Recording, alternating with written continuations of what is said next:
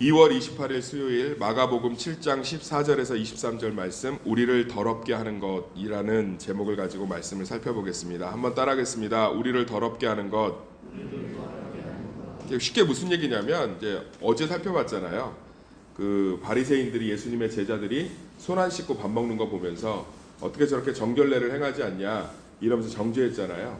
그러니까 예수님께서 니네들은 장로의 유전 지킨다고 율법 지킨다고 하면서 되게 만족하고 있지만 사실 우리의 의와 우리의 모든 선한 것은 하나님 안에 있는 거지 너희들 안에 있는 것이 아니다 이렇게 얘기하시면서 제자들에게 좀 더 잘 설명하고 있는 거예요. 이게 무슨 얘기냐면 그 바리새인들이 그렇게 율법을 지키려고 했던 게 부정하지 않기 위한 거죠. 깨끗하게 살기 위한 거예요. 근데 이게 안 된다는 거예요. 예수님은. 그러니까 제가 이거를 저 나름대로는 물티슈 샤워라고 이렇게 별명을 짓는 본문인데 선교지에 가면 물이 없어요. 물이 없으면 물티슈로 한 일주일 정도 샤워하면서 버팁니다. 물티슈로 아무리 깨끗이 닦은들 뜨거운 온수물에 샴푸 풀어서 머리 감고 샤워한 거하고 비교가 되겠어요? 안 되겠어요? 찝찝해요. 물티슈로 아무리 구석구석 꼼꼼히 닦아도 찝찝하다고. 근데 우리는 자꾸 이제 사람의 무언가의 행위나 노력을 가지고 하나님의 기준에 어느 정도 도달했다고 생각을 하면 자기의 정결성이나 성결성이 확보됐다고 생각을 하는 거죠. 우리 정결하고 성결이라는 단어가 잘 안 와닿아요. 왜냐면 현대인들한테는 사모되는 단어가 아니에요. 근데 우리 이렇게 생각해 봅시다. 우리 부정은 지금도 우리에겐 굉장히 꺼리는 요소가 돼요. 종교적인 부정 있잖아요. 뭐 예를 들면 부정탄다. 그러니까 뭐 나한테 유익이 되지 않는 일들이 벌어지지 않고 동쪽으로 가지 말라는데 동쪽으로 가고 뭐 이름 빨간색으로 안 쓰고 뭐 그런 거 없으세요? 뭐 엘리베이터에 4층 없이 F로 하고 우리 교회 나중에 증축해갖고 하나님의 은혜로 올리면 4자 저는 그냥 빨간색으로 4자 쓰려고 그래요. 그런 걸로 이 일이 벌어지고 이러지 않잖아요. 우리는 믿음이 있기 때문에 할렐루야. 이사할 때 손 없는 날 죽어도 안 가잖아요. 기독교인들 얼마나 좋아요. 손 없는 날 이사하니까 뭐 10% 15% 할인해 주는데 얼마나 감사해요. 그러니까 우리가 부정이라는 거 부정탄다 별로 안 좋아해요 사실. 그리고 외모도 마찬가지죠. 잘생긴 게 좋지 못생긴 거 안 좋으니까 거기에 어마어마하게 우리가 에너지를 쏟잖아요. 또 뭐 그런 거 말 가난 별로 안 좋잖아요. 그러니까 사실 부정하다는 건 우리가 종교 시대를 살고 있지 않기 때문에 이들처럼 생각하고 있지 않아서 그렇지 우리 삶도 부정하지 않기 위해서 굉장히 많은 율법을 지켜요. 그러니까 내가 교회에서 뭐 섬기다가 내 실수와 내 실체, 내 실력이 드러나면 시험 들었다고 그러죠. 아니 내가 뭐 맡아갖고 제대로 안 되면 힘들어한다고. 왜? 내가 부정한 사람이라는 게 드러났잖아요. 그러니까 우리가 이 예수님 당시에 바리새인들 같은 종교 사회가 아니기 때문에 뭐 정결하지 않다, 성결하지 않다, 뭐 그런가 보다 하고 듣지 우리 삶으로 적용해서 끌고 들어오면 말씀을 우리도 똑같아요. 우리도 뭐 우리의 외모, 우리의 심령, 우리의 삶 그것들을 우리들의 장로의 유전, 메이크업이라는 장로의 유전, 돈이라는 장로의 유전, 학벌이라는 장로의 유전, 아닌 척이라는 장로의 유전, 열심이라는 장로의 유전, 성실이라는 장로의 유전, 포장이라는 장로의 유전, 수많은 장로의 유전과 율법으로 우리 삶을 정결하게 포장해요. 예수님 얘기하는 거야. 그걸로 정결하게 될 수 없고 사람이 입으로 들어가서 밖으로 나오는 것은 더럽게 하지 않는다. 실제로 너희 마음이 부정한 거다. 그러면서 마음이 짓는 죄들을 쭉 나오고 있잖아요. 어떤 분이 저한테 이렇게 얘기해요. 저는 여기서 도둑질도 안 했고 살인도 안 했고 저도 안 했어요. 도둑질도 안 하고 살인도 안 하고 뭐 음란, 간음, 탐욕 안 했어요. 예. 그런데 이게 마음으로 짓는 죄라는 얘기예요. 무슨 얘기냐면 예수님이 얘기했죠. 갖다 사람 찌르는 거나 지나가다 밉다고 한 거나 뒷담화 한 거나 하나님 보시기엔 똑같은 살인죄예요. 의의 기준을 우리 수준으로 끌어내리면 덮을 게 많고 지킬 게 많고 지켜지면은 내가 하나님처럼 정결해지는 것 같지만 괜찮은 사람이 되는 것 같지만 기준을 하나님한테 두면 똑같은 죄인이에요. 예수님이 얘기했다고요. 저는 죄진 적 없는데요. 저 살인한 적이 없어요. 살인한 분 손 들어보세요. 전 살인했어요. 전 누군가 미워했거든요. 하나님의 기준으로 들어가면 하나님 얘기했잖아요. 지나가는 여자마다 음욕을 품으면 그것은 간음한 거다. 바리새인들은 자신들이 율법을 지켰다고 하는데 예수님 기가 찬 거죠. 뭘 지켰는데? 도둑질 안 했는데요. 누군가의 물건, 누군가의 삶을 부러워하잖아요. 아, 저기는 남편이 연봉도 1억이 넘는다는데 부럽다. 그거 도둑질이에요. 하나님이 주신 삶을 감사하지 못했으니까. 그러니까 우리는 하나님의 기준으로 들어가면 죄인 중에 괴수가 되는 줄 믿습니다. 그러면 우리 안에선 정결할 수가 없어요. 무엇으로 덮어본들 악취가 가려지겠습니까? 향수가 왜 만들어졌는지 아시죠? 프랑스에서 시작했어요. 화장실이 없었다고. 그큰 베르사유 궁전에도 화장실이 하나도 없었어요. 샤워 문화가 그렇게 발달되지 않아요. 그러니까 몸에서 얼마나 냄새가 나고 도시에 얼마나 냄새가 났겠어요. 그러니까 다 향수로 덮어버린 거라고. 그래갖고 패스트오브 이런 거 아니에요. 실제로는 오물을 치우고 처리하고 성결케 해야 되는데 덮은 거죠. 덮으니까 썩고 쥐 끓고. 그래서 패스트로 유럽 인구의 3분의 1이 다 죽었잖아요. 흑사병. 우리 삶 똑같아요. 다 덮어봤자 장로들도 마찬가지죠. 지금 바리새인들도 덮은 거예요. 장로의 유전으로. 덮으면 덮을수록 곰습니다. 그러면 우리를 정결케 하는 건 예수님밖에 없어요. 따라합시다. 우리를 정결케 하는 건 예수님밖에 없습니다. 이렇게 성경 공부했더니 어떤 분이 막 은혜 받았대. 그러면서 그래요. 자기는 그래서 이제는 기도와 말씀과 열심히 예수님께 붙어 있어서 정결한 사람이 되겠습니다. 또 원래로 돌아가. 그러니까 사람이 복음적 사고를 완전히 몸 안에 체득하지 않으면 예수님한테 이런 얘기 듣는 거예요. 예수님 뭐라고 그러죠? 18절 시작. 예수께서 이르시되 너희도 이렇게 깨달음이 없느냐. 이게 뭐냐면 왜 그렇게 미련하냐 이 뜻이에요. 미련하다고 제가 정죄하는 게 저도 더 미련하죠. 근데 우리가 복음적 사고를 계속 하지 않으면 우리 미련한 존재가 돼요. 그러니까 우린 또 예수님에게서만 정결함이 나온다 그러니까 예수님께 붙어 있으려면 또 뭘 해야 된다고 생각해요. 아, 기도해야지, 예배해야지, 뭐 열심히 해야지.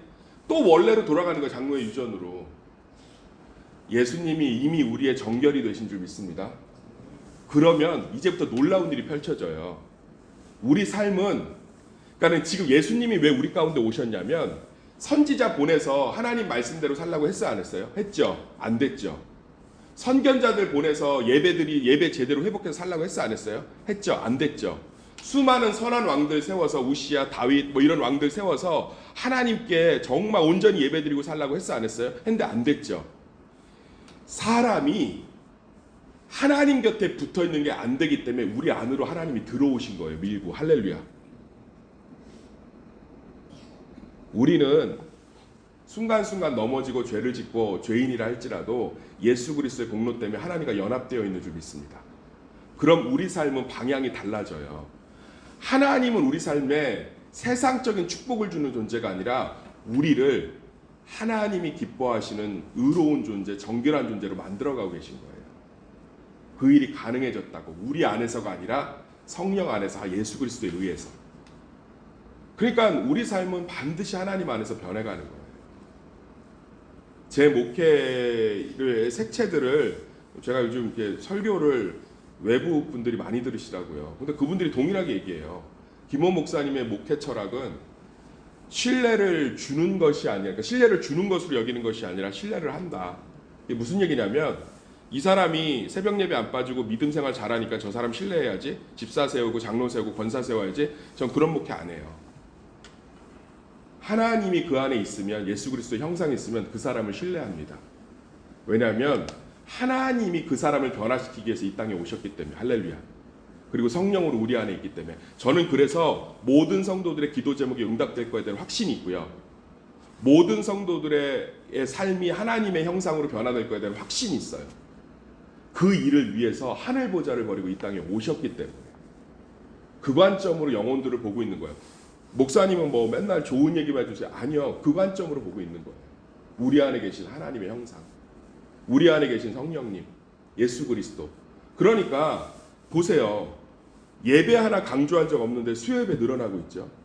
뭐 제가 뭐 오라고 막 권면하고 막 강조하지 않잖아요. 말씀 안에서 강조할 뿐이지. 새벽 예배도 보세요. 하나 둘씩 이제 꾸준히 예배 드리는 사람들이 늘어가고 있잖아요. 금요철야 보세요. 주일 예배 보세요. 오후 예배 보세요. 이 일들이 왜 벌어지느냐? 우리 안에 성령이 계세요. 이미 우리는 의로운 자가 된 줄 믿습니다. 그런데 아직 이미 의로운 자가 됐지만, 따라합시다. 이미 의로운 자가 됐지만 아직 연약한 거죠. 그래서 우리 안에 있는 성령님이 우리를 계속 끌어가고 계신 거예요. 할렐루야. 그래서 제가 신앙생활은 두 개라고 그랬잖아요. 그분과 손잡고 동행하시든지 저항하면서 끌려오든지. 그거 괜찮아요. 어떤 모습으로도 오니까.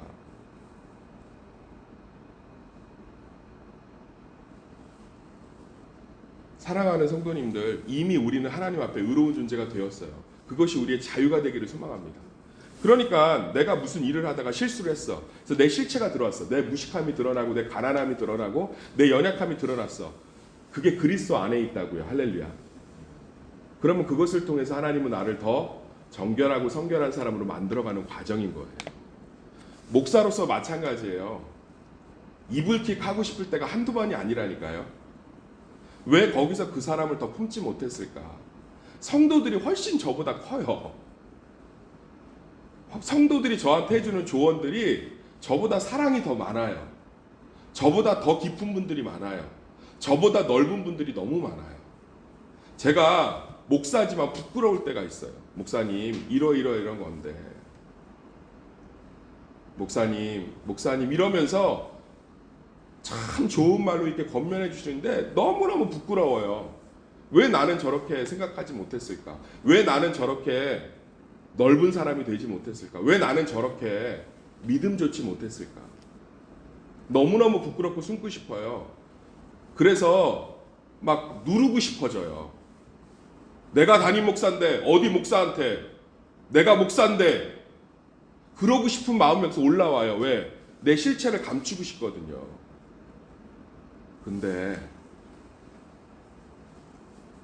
그 모든 과정이 나를 하나님 예수님의 온전한 사람으로 만들어가는 하나님 안에 있다고 생각하면 받아들여져요. 수용하게 돼요. 그러면 그것이 놀라운 제 삶의 변화의 열매가 돼요. 그러면 그럴수록 제가 무시당하는 게 아니고 더 하나님이 세워가시더라고요. 할렐루야. 그게 너무너무 놀라워요. 이불킥 하고 싶을 때가 한두 번이 아니에요. 그 순간을 그것들 그렇게 처리해도 되는데 여유롭게 넘어가줘도 되는데 그거 하나를 하지 못해서 반박하고 그리고 돌아서서 쪼잔한 제 모습 보면서 얼마나 그러면 누르고 싶은 거예요. 그럼 이기고 싶어요. 그럼 덮고 싶어요. 그럼 거리감 두고 싶어요. 그러면 멋있는 척 하고 싶어져요. 근데 제 삶이 예수님에 의해서 의로워졌고 그분과 함께하고 있으면 눈썹 털 하나 빠지는 것도 하나님이 주관하시는 줄 믿습니다. 그러면 모든 것을 하나님의 은혜 가운데 있는 그럼 받아들여지고 기대가 되고 그 부끄러움이 저를 어떻게 다뤄가실지 매번 놀라워요. 그래서 제 권위가 떨어지고 제가 형편없는 사람으로 인식되느냐? 그렇지 않더라니까요. 제가 또 깨달아요. 나를 나대게 하는 건 하나님 안에 있구나. 낮추시는 것도 높이시는 것도 고난도 기쁨도 하나님 안에 있구나. 그럴 때 우리는 세상으로부터 자유로워서 하나님의 영광을 드러내는 통로가 되는 줄 믿습니다. 물질도 가난도 건강도 마찬가지예요. 그 모든 것이 하나님의 은혜 가운데 있는 줄 믿습니다. 그래서 지금은 실패하고 넘어지고 약하고 아픈 것 같지만 하나님께서는 반드시 그 일을 통해서 하나님의 살아계심과 우리를 변화시키는 그 모든 것들을 이루어 가실 줄 믿습니다. 그래서 라이프 투게더 그 한 영혼 한 영혼들도 소중한 거예요. 10년째 적어낸 남편 변화되지 않는 것 같아도 그 가정에 믿는 부인 허락했으면 하나님 계획 시작된 줄 믿습니다. 사람은요 구원은 하나님께 있는 거예요. 놀랍게 하나님의 은혜 가운데 일어날 줄 믿습니다. 바울이 변화될 줄 누가 알았으며 베드로가 변화될 줄 누가 알았겠어요. 모세가 몇 세에 쓰임받았고 아브라함이 몇 세에 이삭을 낳았는지 보면 아직 충분한 줄 믿습니다.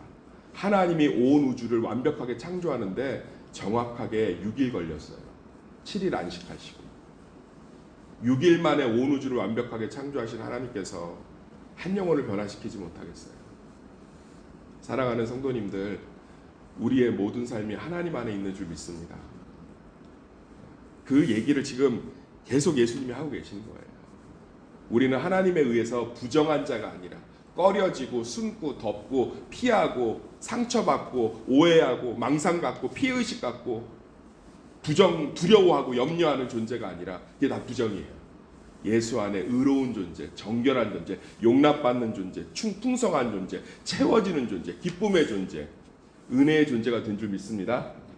아직 연약한 모습이 남아있어서 그걸 위해서 예수님이 성령 안에서 열심히 우리를 인도하고 계신 줄 믿습니다. 하나님의 열심을 우리의 열심이 이길 수 없습니다. 하늘 보좌를 버리고 이 땅에 오셔서 우리가 당할 수치를 다 당하신 사랑의 열심을 누가 감당하겠어요? 그 열심이 우리 삶을 인도하고 계신 줄 믿습니다.